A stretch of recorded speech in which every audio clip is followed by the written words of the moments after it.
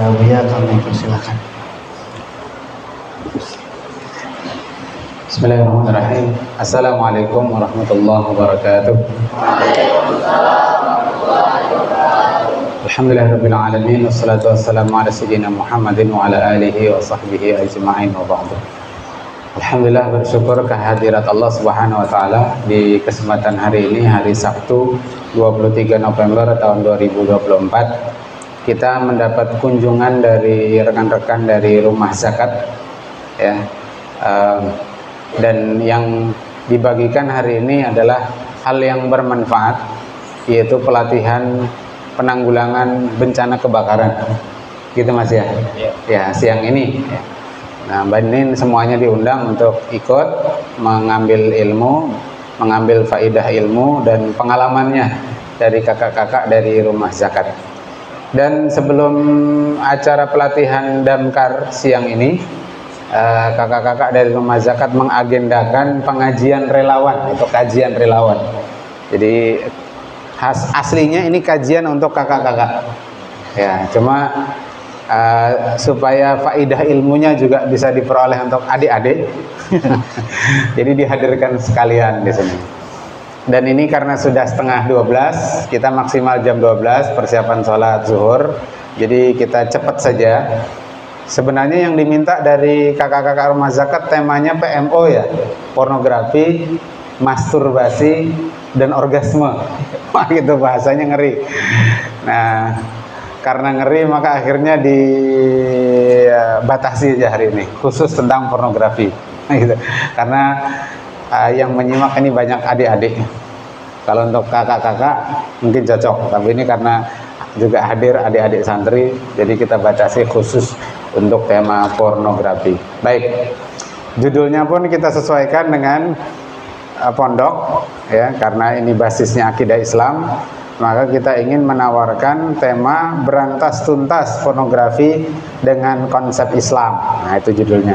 Dicatat ya bagi yang mencatat. Ada satu riwayat, kita buka mulai dari satu riwayat yang pernah dikhabarkan oleh Nabi kita dari Usamah bin Zaid. Dari Nabi sallallahu alaihi wasallam, dia bersabda, "Ma taraktu ba'di fitnatan."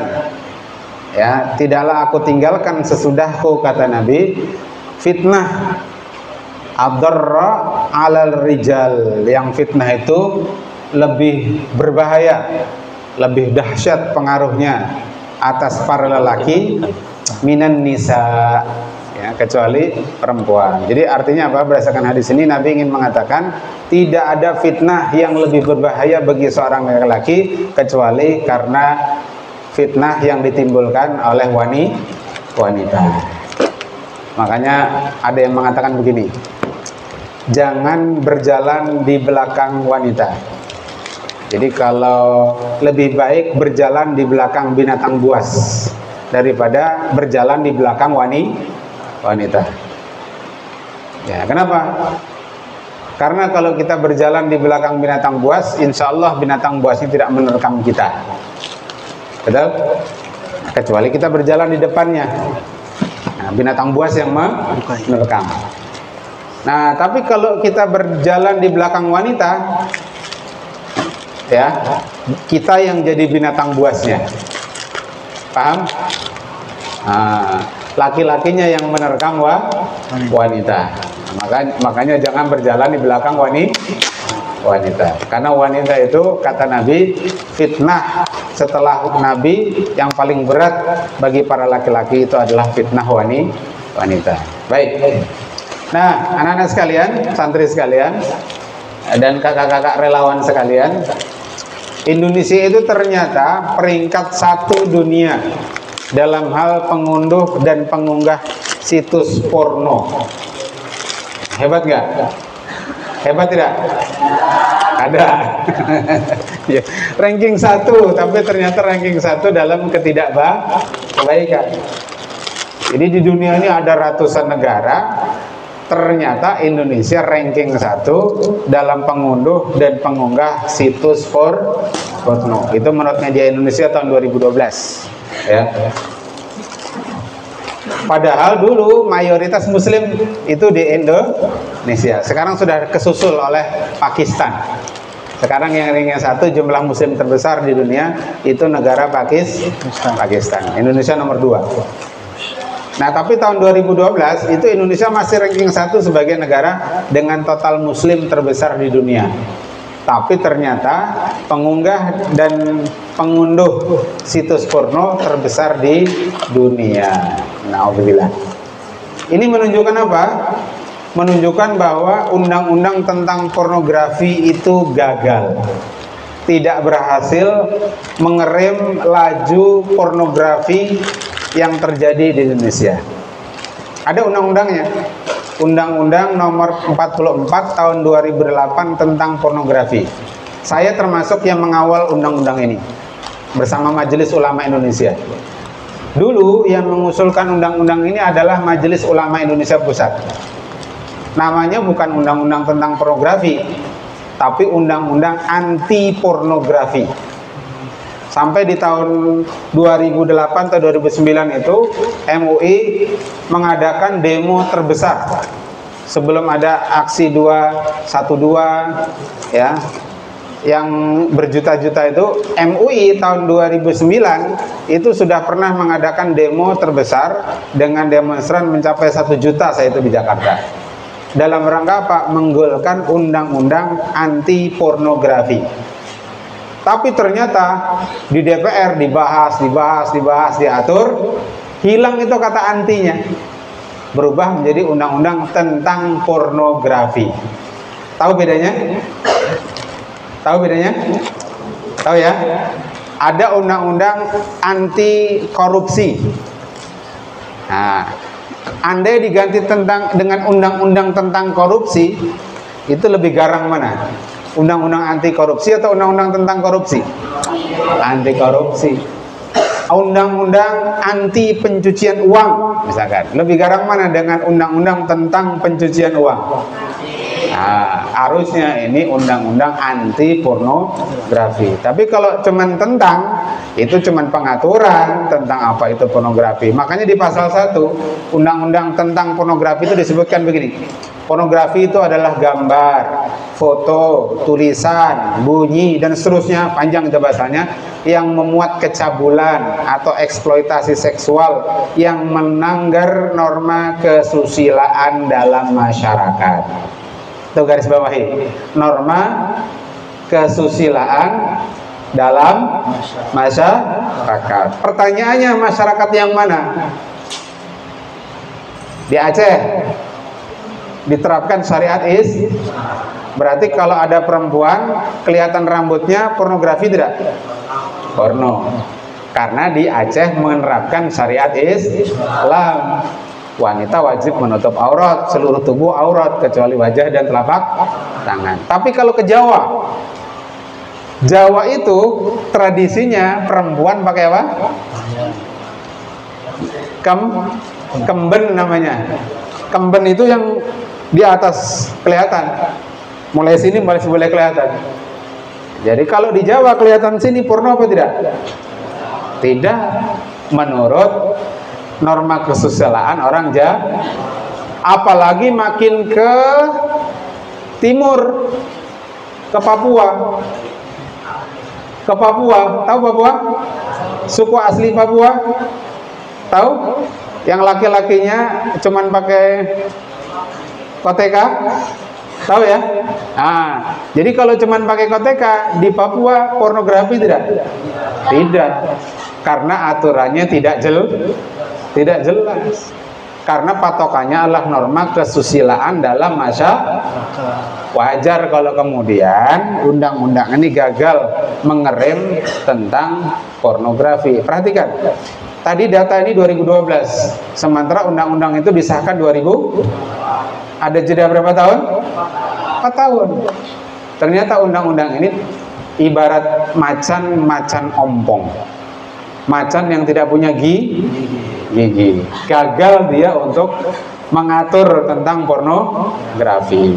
Nah, padahal pornografi berbahaya tidak? Bahaya. Apa saja bahayanya? Tuh, gara-gara pornografi, dari melihat akhirnya kemudian mencoba, begitu mencoba akhirnya kejadian, akhirnya yang terjadi apa? angka persalinan usia remaja melonjak 470%. Lihat, remaja atau orang sudah punya suami? Remaja. Harusnya kalau remaja tidak melakukan persalinan, ya kan? Tapi apa yang terjadi di tahun 2010? Di tahun 2010 kasusnya cuma 50. Di tahun 2011 angkanya meningkat 470% menjadi 235 kasus. Awalnya dari mana? Melihat, menonton. Setelah menonton pengen mencoba. Setelah mencoba terjadilah kecelakaan. Terjadilah kemudian persalinan, termasuk pengguguran bayi. Makanya itu gambarnya apa tuh? Ditemukan seorang bayi di semak-semak. Ini bayi nih, ya kan? Kelihatan? Kelihatan? Nah. Apa bahayanya? Tuh, kasus kehamilan tidak diinginkan juga naik 629%. Dari 35 kasus di tahun 2010 meningkat menjadi 220 kasus di tahun 2011. Bahaya tidak? Ya. Ngeri tidak? Nah, kemudian tiap tahun 700.000 remaja di Indonesia ini melakukan aborsi. Tahu aborsi? Menggugurkan bayi. Jadi kalau orang Arab jahiliyah dulu, jahilnya mereka apa? Lahir anaknya perempuan, dikubur hidup-hidup. Tapi kalau orang jahiliyah modern, belum lahir, tidak tahu jenis kelaminnya, belum sempat anak itu melihat matahari, belum sempat kena cahaya, sudah digugurkan. Kira-kira lebih jahil orang modern atau orang bahari? Orang modern. Dan angkanya tuh lihat, berapa itu? 700.000 remaja melakukan aborsi. Dari total 2,6 juta aborsi yang terjadi di Indonesia. Ini data lama ini, 2012. Berapa totalnya? 2,6 juta. Nah, dari 2,6 juta itu ada yang sudah punya suami, tapi karena ada penyakit tertentu atau janinnya tidak berkembang, akhirnya digugurkan. Dari yang 2,6 juta, 700 jutanya itu dilakukan remaja. Kalau remaja kira-kira punya suami tidak? Kalau tidak punya suami kok tiba-tiba hamil, berarti ngapain? Berzina. Kenapa kok berzina? Karena awalnya berpelukan ya. Karena awalnya nonton pornografi. Ya, bahaya tidak? Bahaya. Nah, 90% tindak pidana perkosaan yang terjadi di Indonesia ternyata disebabkan karena konten-konten pornografi. Karena melihat, ingin mencoba, lalu ada yang lewat, ditangkap, dibawa ke semak-semak, diperkosa. Setelah diperkosa lalu dibunuh. Ada kasus terbaru di daerah Sumatera kemarin ya. Ada remaja putri jual gorengan. Nah, ternyata di tengah jalan sepi, jalan setapak, dicegat sama laki-laki bejat. Akhirnya diperkosa. Setelah diperkosa, dibunuh. Nah, bejat tidak? Bejat. Awalnya dari pornografi. Bahaya tidak? Nah, bahaya aja atau bahaya banget? Bahaya banget. Nah, bahkan pornografi juga lebih berbahaya daripada terhadap otak dibandingkan narkoba. Jangan coba-coba menegati narkoba. Termasuk jangan coba-coba menikmati pornografi. Kenapa? Menurut penelitian, orang yang kecanduan pornografi, otaknya itu akan melemah fungsi otaknya. Di ujung-ujung saraf otak kita itu ada namanya dendrit. Apa itu namanya? Nah, dendrit. Orang itu kalau mempelajari sesuatu, awalnya dendritnya itu bertemu tapi nggak kuat. Baru belajar tentang naibul fa'il misalkan. Nah, ketemu tapi nggak kuat. Nanti diulang lagi belajar tentang naibul fa'il lagi. Nah, ikatan dendritnya itu makin menguat. Diulang lagi makin kuat. Nah, itu namanya sabat. Lain sabat, tapi sabat. Apa tadi? Sabat. Nah, berikit. Jadi semakin diulang, apalagi kemudian dia ngajar, itu ilmunya makin berikit. Nah, itu namanya apa tadi? Dendrit. Nah, orang yang kecanduan pornografi itu dendritnya putus. Akhirnya apa yang dia pelajari itu hilang. Belajar nggak bisa fokus gara-gara kecanduan porno. Nah, makanya kata para ahli otak itu lebih berbahaya daripada narkoba. Ini ada seorang pakar dari Amerika. Satu ketika dia ngisi seminar di Hotel Grand di Kemang, Jakarta. Dia mengatakan ini, banyak orang yang mengabaikan dampak pornografi, padahal efek negatifnya lebih berat daripada narkoba dalam hal merusak otak. Bukan cuma itu, pecandu pornografi pun lebih susah terdeteksi daripada pecandu narkoba, ya kan? Kalau pecandu narkoba kan kelihatan tuh, matanya merah, bibirnya berbusa, ngomongnya ngaco, ya. Nah, tapi kalau pecandu pornografi kelihatannya soleh, pakai peci, pakai sarung, ternyata otaknya mesum. Nah, mudah-mudahan kita tidak deket-deket sama penyakit fitnah bernama pornografi. Baik. Nah, lalu bagaimana solusi Islam? Solusi Islam terhadap bahaya pornografi ini. Sepakat tidak pornografi itu berbahaya? Sepakat. Kalau berbahaya kira-kira didekati atau dijauhi? Jauhi. Nah, hebat. Takbir. Allah. Biar nggak ngantuk. Bagaimana solusinya? Satu, sistem dan norma Islam yang diterapkan oleh negara. Ini harus negara. Karena Islam tanpa negara, yaitu ibarat saudara kembar kehilangan saudara. Ya kan? Karena kata Imam Ghazali, ad-dinu wa sultanu ta'amani. Agama dan kekuasaan itu bagaikan saudara kembar. Ad-dinu usul, agama itu pondasinya, wa sultanu harisun, dan negara itu penjaganya. Famala ussalahu famahdumun. Sesuatu yang tidak ada pondasinya maka dia akan runtuh. Wa mala harisalahu fadaiun, dan apa yang tidak ada yang penjaganya dia akan hilang. Ya, negara tanpa agama dia akan menjadi runtuh. Tapi agama tanpa negara, agama akan hilang. Jelas? Ya. Maka agama dengan negara, khususnya Islam dengan negara itu mestinya berpadu, mereka bersatu. Nah, jadi sistem dan norma Islam yang diterapkan oleh negara dapat menjadi solusi tuntas untuk memberantas pornografi dan pornoaksi. Ada dua solusi, satu secara individu. Nah, yang pertama, Islam memiliki konsep tentang aurat yang jelas dan tegas. Sementara tadi menurut undang-undang pornografi jelas tidak? Tidak jelas. Kalau laki-laki auratnya dari mana sampai mana? Bisa sampai lutut. Kalau perempuan?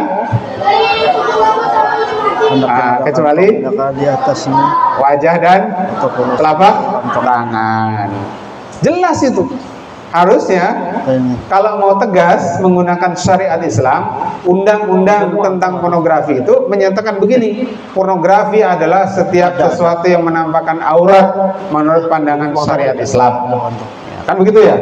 Tegas. Perempuan yaitu seluruh tubuhnya kecuali wajah dan telapak tangan. Karena tidak jelas, antum bisa lihat di Samsudin Nur, di Soekarno-Hatta, di bandara-bandara itu masih banyak terjadi pornografi, pornoaksi.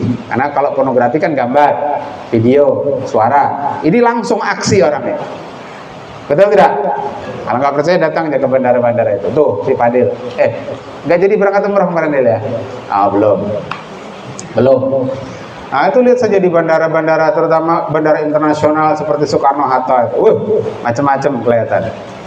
Nah, ini karena tidak jelas aturannya. Kalau dalam Islam aturannya jelas. Nah, baik.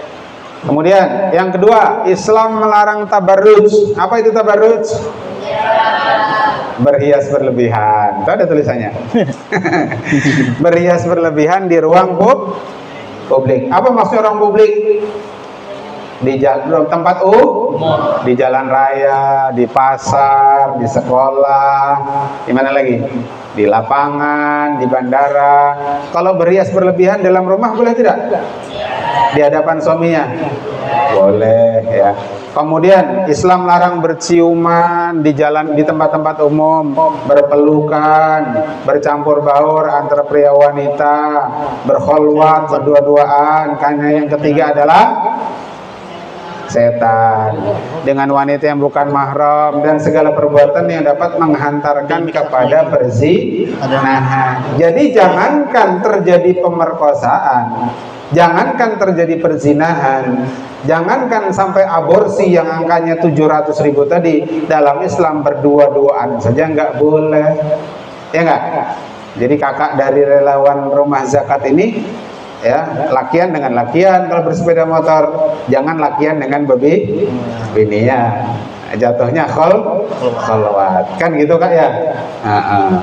Masa menyebarkan zakat, bagi zakat lakian binian berduaan kendaraan, kan nggak pantas, betul tidak? Ya, nah baik. Jadi ini semua sarana untuk mencegah terjadinya perzinahan. Yang tadi angkanya, aborsinya sampai 700.000, itu yang aborsi loh. Berarti angka perzinahannya bisa jadi lebih dari itu, betul tidak? Ya, karena tidak semua yang berzina hamil, dan tidak setiap yang berzina dan hamil melakukan aborsi, betul? Tapi kalau nya remaja aborsi, itu pasti pernah berzina. Nggak mungkin dia nggak berzina kok tahu-tahu hamil. Kalau masuk dipegang padil tahu-tahu hamil, kan nggak mungkin. Ya kan, Dil? Iya. Baik, yang ketiga, selanjutnya, Islam memerintahkan pria untuk menundukkan pandangan terhadap wanita yang bukan mahram. Jadi apalagi kalau perempuannya itu terbuka auratnya, melihat rambut perempuan, syahwat atau tidak syahwat, boleh apa tidak? Kalau tidak syahwat, boleh tidak? Tidak boleh. Apalagi syahwat. Melihat batis bebinian, tidak syahwat, boleh tidak? Tidak boleh. Apalagi melihat sandal banat, syahwat, boleh tidak? Melihat sandalnya juga nggak boleh kalau syahwat, apalagi melihat orangnya. Kalau disertai dengan syahwat. Jelas ini? Begitu luar biasanya Islam mengatur setiap individu supaya kemudian terhindar dari kemaksiatan, termasuk pornografi, perzinahan. Na'udzubillah. Nah, tadi itu secara individu. Sekarang solusi secara sistemik. Secara apa? Jadi ada dua solusi. Satu, yang pertama solusi apa? Individu. Yang kedua? Sistemik. Yang individu ada berapa? Sebutkan. Satu, menutup aurat. Dua, melarang tabarruj, berpelukan, berciuman, campur baur, khalwat yang bisa mengantarkan kepada perzinahan. Yang ketiga, nah, lalu kemudian solusi secara sistemik. Satu, cek. Islam melarang penyebaran segala bentuk pornografi dan porno aksi di tengah masyarakat. Dibaca yang nyaring. Baca yang nyaring. Islam melarang penyebaran segala bentuk pornografi dan porno aksi di tengah masyarakat. Ya, biar nggak ngantuk ya. Dua, baca. Sanksi perzinahan sangat tegas, tajam bagi yang sudah pernah menikah dan cambuk 100 kali bagi yang bujang. Ya, kalau sudah pernah menikah, maka hukumannya apa? Dirajam sampai mati. Kalau dia belum menikah, diapain? Dicambuk. Seberapa kali? 100 kali. Nah, terus yang ketiga, baca. Ya. Sekarang ini, Dek ya, anak-anak ya, ada pegawai dari Kementerian Informasi dan Komunikasi, Menkominfo. Apa tadi? Menkominfo. Itu ternyata ada oknum di Kemenminfo, Kementerian apa tadi? Kominfo. Ya, Kementerian Informasi dan Komunikasi. Itu melindungi situs-situs judi online. Dan dia itu ada mengelola 1000 situs, melindungi 1000 situs judi online. Setiap situs dia itu dapat upah 1 juta. Kalau 1 juta kali 1000 berapa? 1 miliar. Coba. Oknum dari Kementerian Informasi dan Komunikasi. Nah, tidak menutup kemungkinan hal yang sama. Ya, situs-situs porno itu kenapa kok tetap ada? Kadang-kadang kita buka handphone, mau nyari berita, itu yang duluan keluar. Betul tidak? Kita mau nyari video ceramah, video porno yang duluan keluar. Betul tidak? Nah, tidak menutup kemungkinan itu ada yang mengawasi. Mengawasi dan menjaga. Harusnya boleh tidak itu? Tidak boleh. Bahkan nggak usah jauh-jauh. TV swasta resmi tiap hari nongol. Coba antum lihat Metro TV, TV One. Presenternya banyak laki-laki apa perempuan? Perempuan. Perempuannya gimana? Buka au, roknya panjang apa pendek? Bajunya ketat atau longgar? Menonjol apa menonjol? Perhatikan benar. Betul tidak? Itu resmi, betul tidak? Dinyatakan boleh di Indonesia. Buktinya nggak pernah disoal kan? Ada presenter TV One atau presenter Metro TV lagi membacakan berita. Oh, Bu presenter, baju Anda terlalu ketat, tolong diganti. Ada nggak? Nggak ada. Sebaliknya, justru yang pakai kerudung itu dipecat. Di Metro TV dulu ada namanya Sandrina Malakiano. Siapa namanya? Sandrina Malakiano. Itu istrinya dari politisi, bukan politisi, pengamat politik, namanya Abdul Fattah. Siapa namanya itu? Yang UI. Nah, ada fatah-fatahnya itu. Nah, itu diberhentikan, dipecat dari Metro TV gara-gara Sandrina Malakiano itu pakai kerudung. Itu nyata, itu fakta. Ada di Indonesia. Jadi alih-alih ingin memberantas pornografi, justru yang ingin menutup aurat dipecat dari pekerjaannya. Kacau tidak? Jadi omong kosong sebenarnya. Mau memberantas pornografi, tapi kemudian di TV swasta itu. Nah, biasanya ada juga ini di showroom mobil. Biasanya kalau ada mobil ada yang jaga, betul tidak? Namanya SPG. Oh, SPG. Apa kepanjangan SPG? Ada yang tahu? Apa Gani? Bahasa Inggris? SPG. Sales Promotion Girls. Jadi itu mempromosikan girls gitu kan? Sekarang gimana tampilannya SPG itu? Bajunya ketat, betul? Ginjunya menor, betul tidak? Pakai make up. Pakai kerudung nggak? Enggak, ya. Sebenarnya yang dijual mobil apa SPG itu? Sepaket. Enggak, pertanyaannya kenapa yang dijual mobil kok yang jualan harus ketat? Apa hubungannya mobil dengan SPG yang ketat-ketat itu? Ada hubungannya nggak? Sebenarnya nggak ada. Tapi alam pikiran orang-orang kapitalis itu berpikir begini, sama dengan TV tadi. Pertanyaannya yang paling banyak beli mobil laki-laki apa perempuan? Laki-laki. Kan biasanya nyetir, puluhan kerja, segala macam itu laki-laki. Supaya laki-lakinya mau beli mobilnya, maka dipasanglah SPG yang ya tadi itu, yang seksi-seksi. Paham ya? Sebenarnya ada hubungannya nggak? Harusnya nggak ada. Tapi begitulah cara kapitalis ya merusak otak kita. Disodorkanlah yang seperti itu. Sama yang banyak nonton berita laki-laki apa perempuan? Laki-laki. Kalau perempuan tontonnya apa? Apa? Drakor yang opa-opa itu. Opa-opa itu kan kakek-kakek ya. Ya ada omah, ada opa. Nah, ini ibu-ibu seneng sama kakek-kakek ternyata ya. Opa-opa. Sinetron kan begitu ya. Nah, tapi kalau TV berita yang paling banyak suka biasanya adalah laki.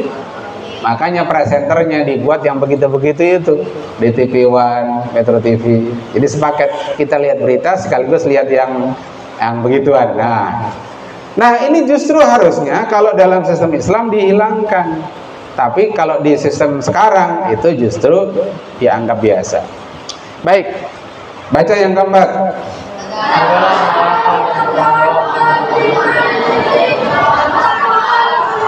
Nah, tuh. Mengarahkan dan bertanggung jawab penuh dalam membina dan mendidik ketakwaan masyarakat. Jadi sekolah-sekolah, lembaga-lembaga pendidikan itu harusnya membina peserta didiknya supaya bertakwa kepada Allah. Sebagaimana Nabi ini berhasil mendidik seorang sahabat yang bernama Sa'ad As-Sulami. Siapa namanya? Sa'ad As-Sulami. Atau lebih viral namanya dengan Julaibib. Siapa? Julaibib. Seorang pemuda yang baru saja menikah tapi belum bertemu dengan istrinya, rela meninggalkan kenikmatan karena memenuhi panggilan jihad bersama Rasulullah. Ketika ia syahid, Rasulullah mengumpulkan semua barang dan kendaraan milik Julaibib untuk diserahkan kepada istrinya, yakni putri dari Amr bin Wahab. Seraya berkata, katakanlah pada Amr bin Wahab, sesungguhnya Allah telah menikahkan Sa'ad As-Sulami atau Al-Julaibib dengan wanita yang lebih baik, yaitu bidadari. Nah, hebat gak nih? Sedang baru menikah, belum sempat menemui istrinya, ada panggilan jihad, berjihad dia, ketemu syahid. Sama dengan Hanzalah, kisah Hanzalah kurang lebih sama. Dia, kalau Hanzalah sempat dia bergaul sama istrinya, masih junub, lalu berjihad, ketemu syahidnya, akhirnya dimandikan oleh para malaikat. Makanya basah itu bekas tempat syahidnya Hanzalah. Nah, tapi ini ada yang lebih canggih lagi, namanya Sa'ad As-Sulami atau Julaibib. Dia tidak sempat ya berbulan madu dengan istrinya. Dia berbulan madu dengan bidadari. Nah, ini karena tarbiyahnya Rasulullah Sallallahu Alaihi Wasallam, pendidikan yang dilakukan oleh Rasulullah Sallallahu Alaihi Wasallam. Nah, mestinya negara itu menghadirkan sistem pendidikan seperti Rasulullah mendidik para sahabat, sehingga melahirkan orang-orang hebat seperti Sa'ad As-Sulami ini. Jelas ini? Nah, baik, lanjut. Baca.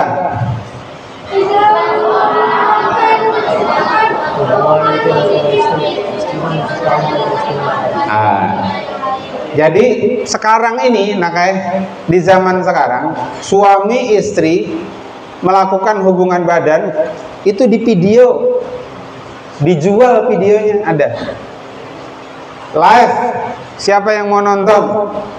Oh gitu. Ada sekarang. Jadi yang mau nonton hubungan suami istri sah berhubungan badan. Nah, siapa yang mau nonton bayar 100.000 seorang. Nah, begitu.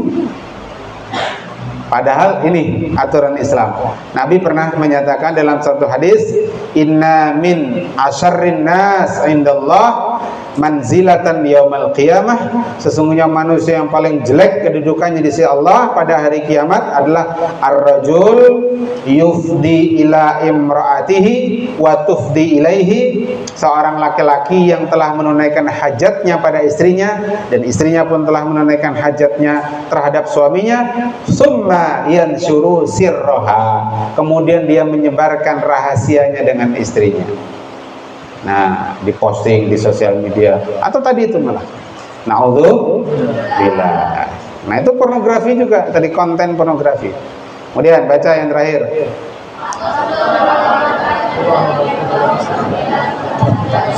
Nah, itu.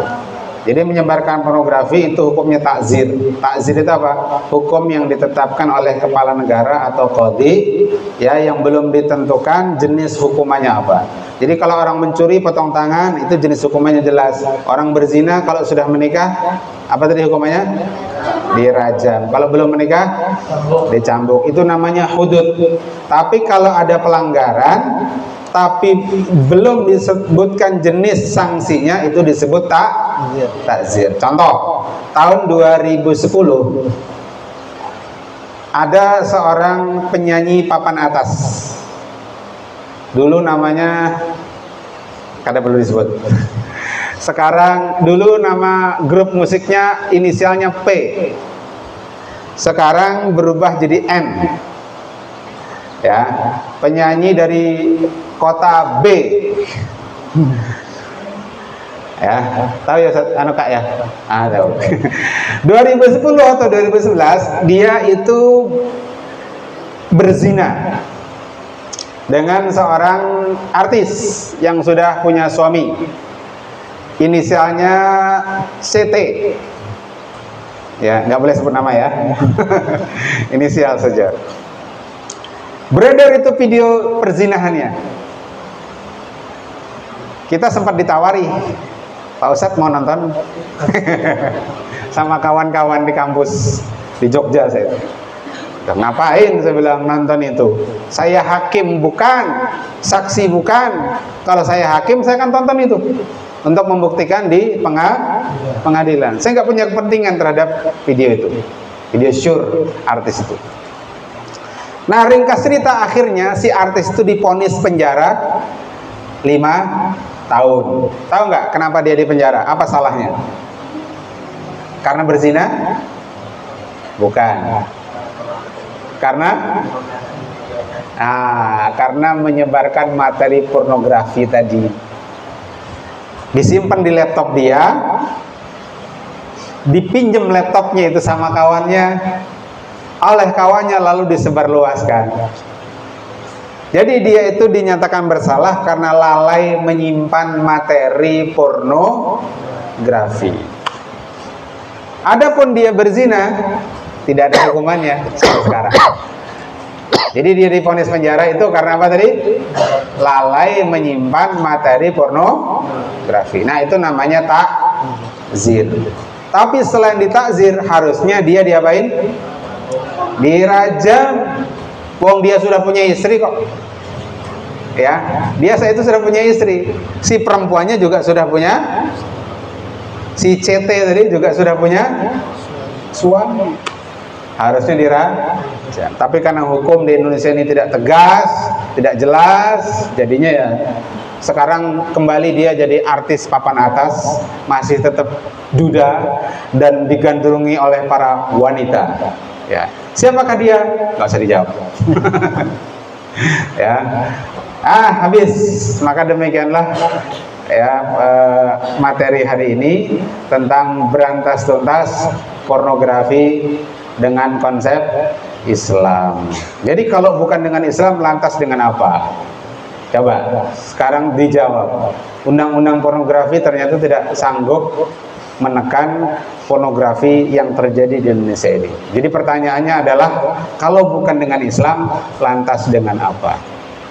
Jadi mengambil Islam itu jangan pakai seperti prasmanan. Tahu prasmanan? Dipilah dan dipilih. Yang enak diambil, yang nggak enak dibuang. Jadi ngambil Islam jangan cuma zakatnya saja diambil. Makanya ada rumah zakat, ada zakat, infak, sedekah. Itu aturan Islam, hukum Islam. Nanti distribusikan kepada yang berhak. Apa namanya? Mustahik. Tapi hukum Islam tentang menutup aurat, tentang haramnya zina, tentang hukuman bagi zina, tentang haramnya pornografi, hukuman penyebar pornografi tidak diambil. Itu namanya prasmanan. Allah murka tidak dengan seperti ini? Murka. Kata Allah Ta'ala, afatu'minuna bi ba'dil kitab wa takfuruna bi ba'd.